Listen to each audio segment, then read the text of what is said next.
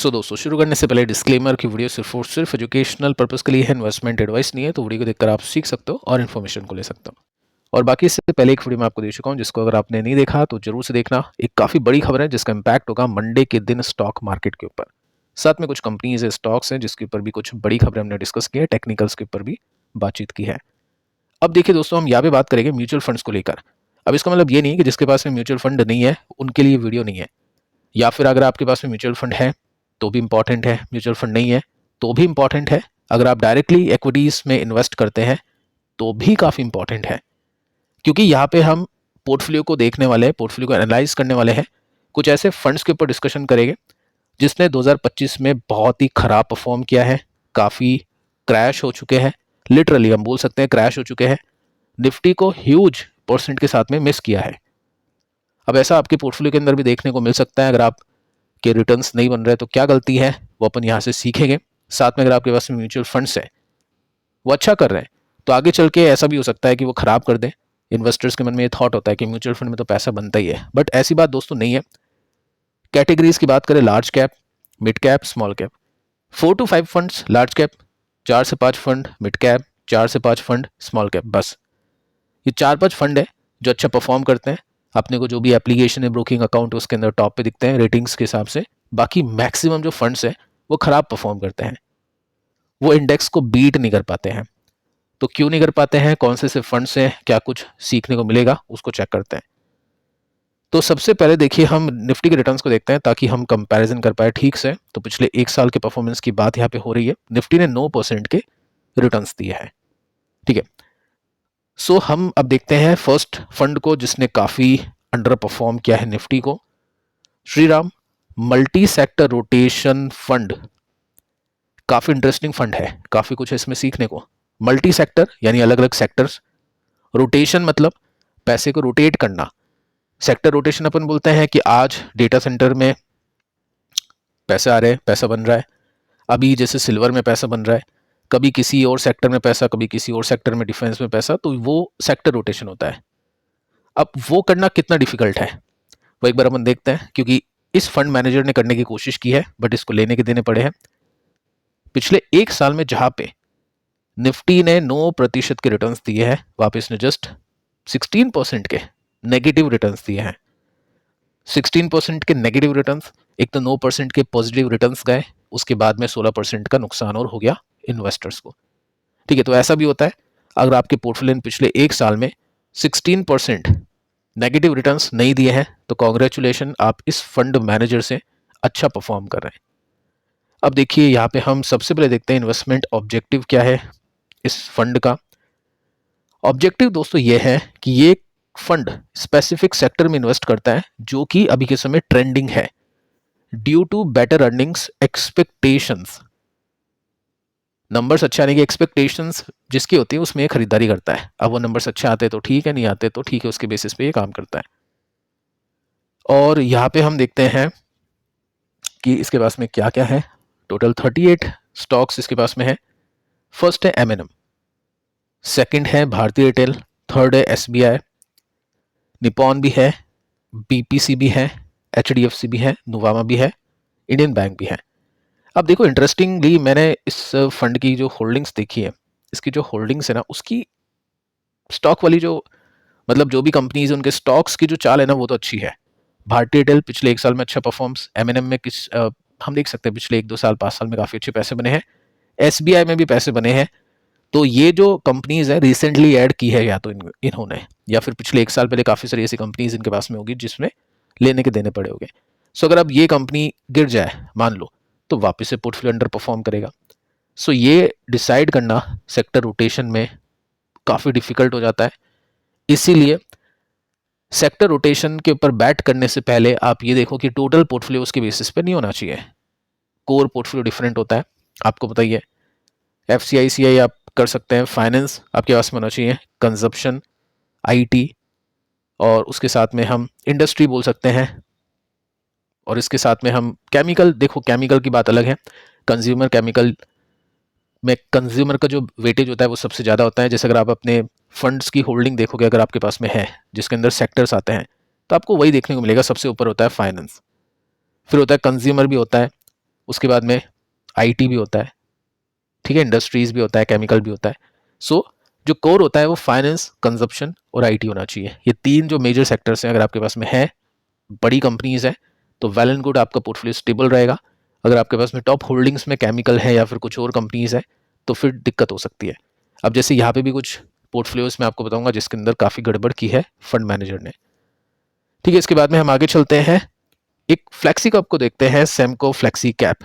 Flexi cap का मतलब क्या होता है, ये फ्लेक्सिबल होता है, ये जब चाहे जब लार्ज कैप में अपना वेटेज बढ़ा सकते हैं, इनको लगता है तो स्मॉल में बढ़ा सकते हैं, मिड में बढ़ा सकते हैं, या फ्लेक्सिबल होते हैं।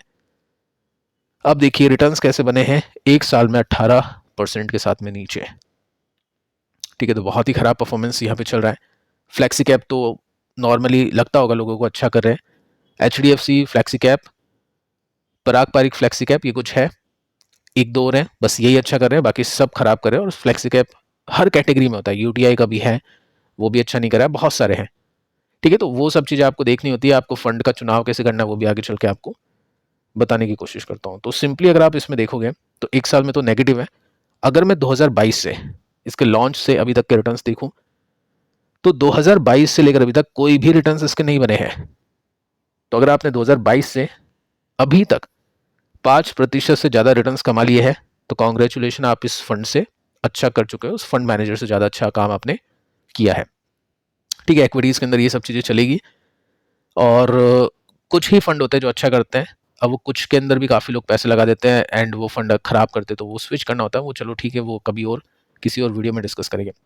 अब देखो इस फंड का ऑब्जेक्टिव क्या है।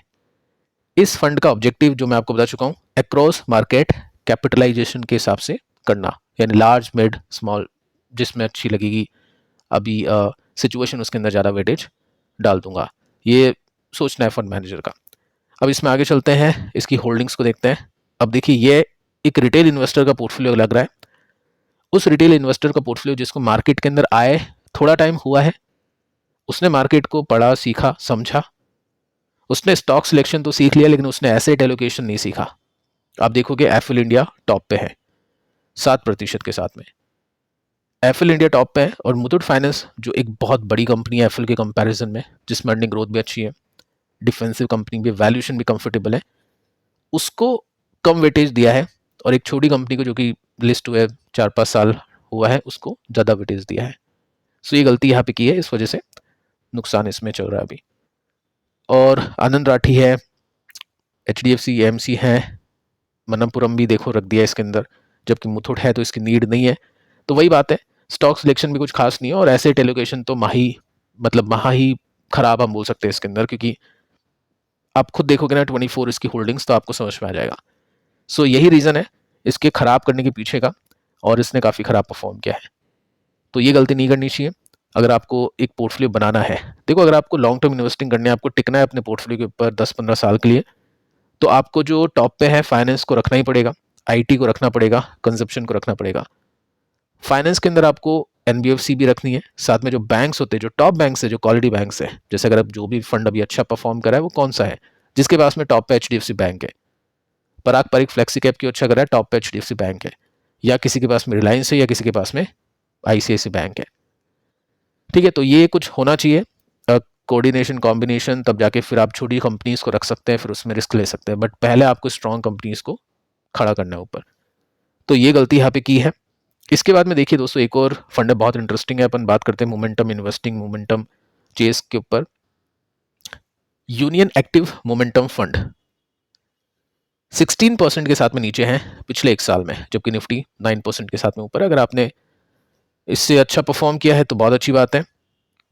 अब देखो यहाँ पे डिफरेंस क्या है, इंडेक्स को बीट करना डिफिकल्ट है, इजी लगता है क्योंकि कुछ फंड्स आपको दिख जाते हैं कि चलो यार ये तो बहुत अच्छा कर रहा है, बट देखो उसमें भी कभी कभी उल्टी गंगा बह सकती है, आगे चल के चीज़ें चेंज हो सकती हैं।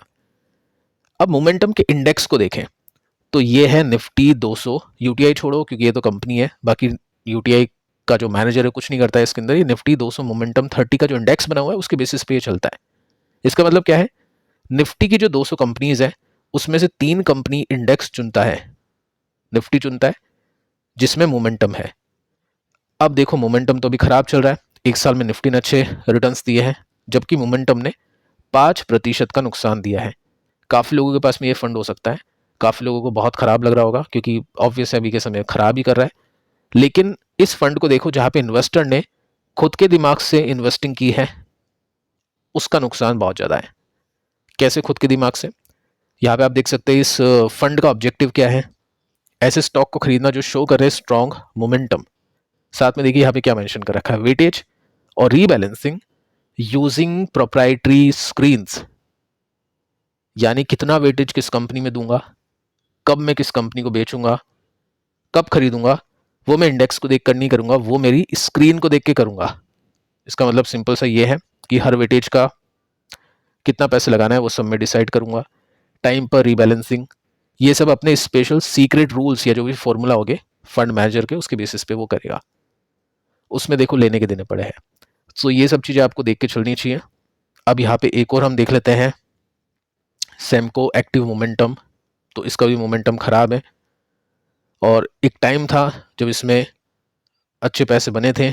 अगर मैं स्टार्टिंग देखूँ जुलाई 23 से लेकर अभी तक 30% के रिटर्न है, और यूटीआई में देखूँ 23 से लेकर अभी तक 119 नहीं, यहाँ पे 46% के रिटर्न है। तो 30 को तो कम से कम बीट किया है। सो यही सब चीज़ें होती है जो आपको थोड़ा सा देखना होता है। अब देखो इसमें मोमेंटम में कैसे चुनाव किया है। 74 कंपनीज है, ये कुछ मोमेंटम कंपनीज है, मोमेंटम स्टॉक्स है।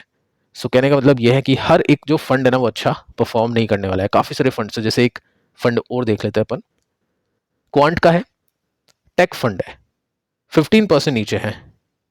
क्वांट का स्मॉल कैप अच्छा कर रहा है, ट्रैक करना पड़ेगा उसको भी, ऐसा नहीं कि स्मॉल कैप अच्छा कर रहा है तो आगे भी करेगा, उसमें से भी स्विच करेंगे इन्वेस्टर्स, अगर करना होगा तो करना चाहिए तो ठीक है। सो वो सब चीज़ें आपको, ऐसा नहीं कि म्यूचुअल फंड को खरीद लिया सो छोड़ दिया, उसको भी आपको टाइम टू टाइम हर 6 महीने 1 साल में रिव्यू आपको करते रहना चाहिए। इसका ऑब्जेक्टिव क्या है, टेक कंपनीज को खरीदना। अब एक जो फंड है जिसके ऊपर अपन डिस्कशन भी करते हैं, आईसीआईसी प्रू, 1 साल में पैसे डुबाए नहीं कम से कम इसने, तो इस तरह के फंड्स को चूज करते हैं। बाकी इसने क्या लिया है, टेक महिंद्रा है, सन टीवी है। सन टीवी को 9% कौन देता है, आप खुद देखिए। ब्लैक बॉक्स को 9% दे दिया एक छोटी कंपनी को, तो यही सब है। टीसीएस को 8% दे दिया और सन टीवी को 9% दे दिया। सो कहाँ से पोर्टफोलियो चलेगा? ये सब प्रॉब्लम्स है जो आपको देखनी है। तो लर्निंग देखिए दोस्तों क्या मिलती है कि हर कोई म्यूचुअल फंड पैसा आपको कमा के नहीं देगा। आपको कुछ ऐसे फंड्स को चुनना है जो अच्छा करते आए हैं। अभी जो रिसेंटली भी कुछ फंड्स आए जैसे बंधन के या एक्सवाईजी को कुछ एनएफओ आता है, कुछ फंड्स आते हैं, वो आप देखोगे शॉर्ट टर्म के 1 साल के रिटर्न्स बहुत अच्छे हैं, उसके बाद में दिक्कत हो सकती है। सो उन फंड्स को देखना है जो लॉन्गर फ्रेम में अच्छा कर चुके हैं, जिसका फंड मैनेजर क्रेडिबल है, 5 साल से ज़्यादा वो मैनेज कर रहा है फंड को। साथ में मॉर्निंग स्टार की रेटिंग आपको देखनी है जो कि कम से कम 3+ होनी चाहिए। सो ये सब चीज़ें अगर आप देखोगे तब जाके आपको सही समझ में आएगी कुछ फंड्स, और उसके अंदर फिर आप अच्छे पैसे बना पाओगे। बाकी स्टॉक के पोर्टफोलियोज भी हमने देखे हैं और उससे भी हमने सीखा कि क्या क्या गलती नहीं करनी चाहिए। आप इन फंड्स के पोर्टफोलियो देख सकते हैं, उन फंड्स के पोर्टफोलियो देख सकते हैं जो अच्छा कर रहे हैं, दोनों में कंपैरिजन करिए, निकालिए कि कौन कौन सी कंपनीज कैसे चुनी है, किस तरह के वेटेज दिया है, ताकि आपको और भी ज़्यादा सीखने को मिलेगा। सो फिलहाल दोस्तों इस वीडियो में इतना ही, मिलते हैं कल, तब तक के लिए शुभ रात्रि।